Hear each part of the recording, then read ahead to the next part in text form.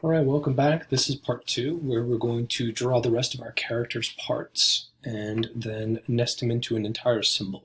All right, so we created all these symbols first and then nested them inside of a head symbol. Next, we're going to create the body. All right, so again, I could go with my oval tool. Oh, I don't want black, sorry. Command Z, undo, Control Z. And maybe I'll give him a red shirt. Okay. V on the keyboard to manipulate his lines. So here's his torso.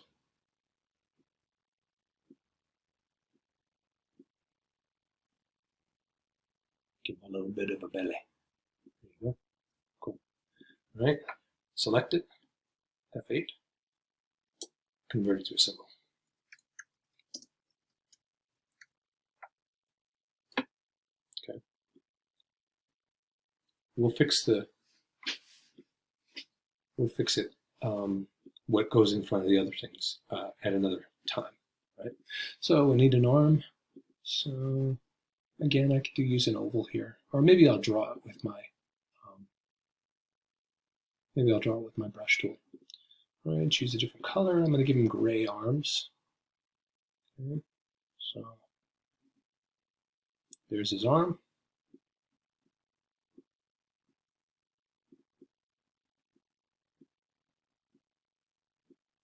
Okay.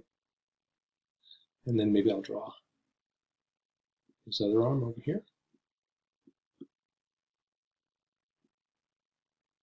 Okay, there's his right arm. And maybe I'll just do the same thing for his legs. Maybe I'll just give him a couple of skinny legs. There's one. And there's the left leg. All right, and then I'll turn those into symbols too. F8.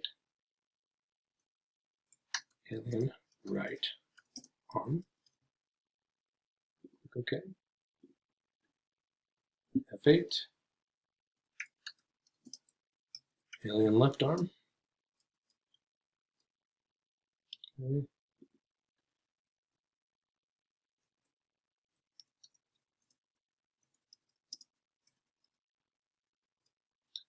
And last.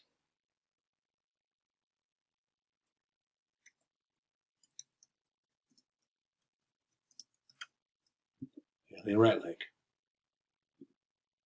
All right, so the other thing I like to do at this point is get my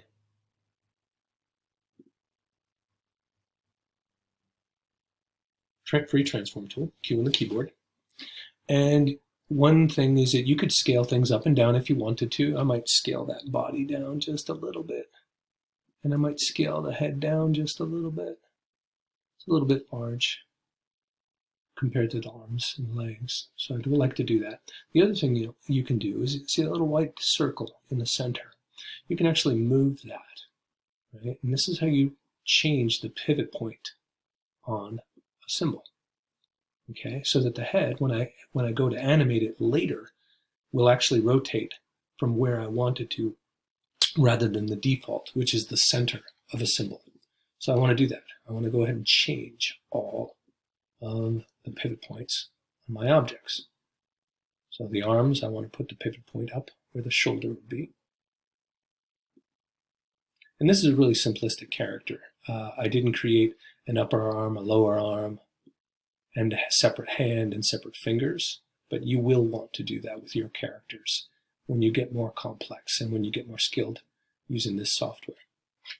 All right, so now that I've created all the symbols, I am going to kind of move them a little bit closer together. Okay.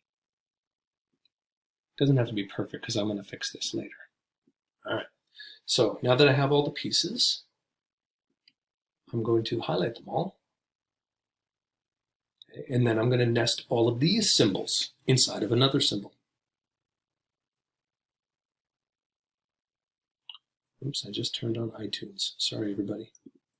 I keep forgetting when I'm on a Mac. All right, so F8, And we're going to nest our character inside. So I'm going to call it alien nested whole body, whatever you want. Okay, but just make it as descriptive as you can. Click OK, and you can see now my character is all embedded in there. And to edit him, double click, go inside, and just like we did with the eye, nose, and mouth and head, we right click any one of the symbols and distribute to layers, and it automatically puts all the body parts onto their own layers. I can delete layer 1 because as you can see there's nothing on there. So I like to just clean up my timeline, and then I can move things around a little bit.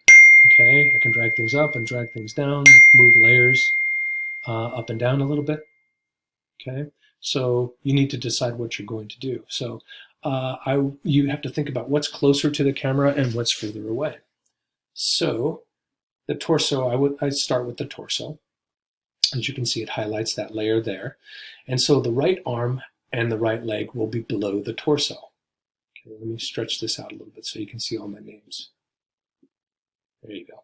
All right, so the right leg I will drag below the torso. The right arm I will drag below the right leg because that'll be the furthest thing away. The head I will drag up and put it above the torso. And the left arm I will drag above the left leg because that arm will swing in front of the pieces there. All right, so there you go. My whole character is ready to animate again. And we will come back and do that a little bit later. Okay, so step outside. And in the next video, we'll talk about how to create some scenery and then how to nest those scenes together. Thanks.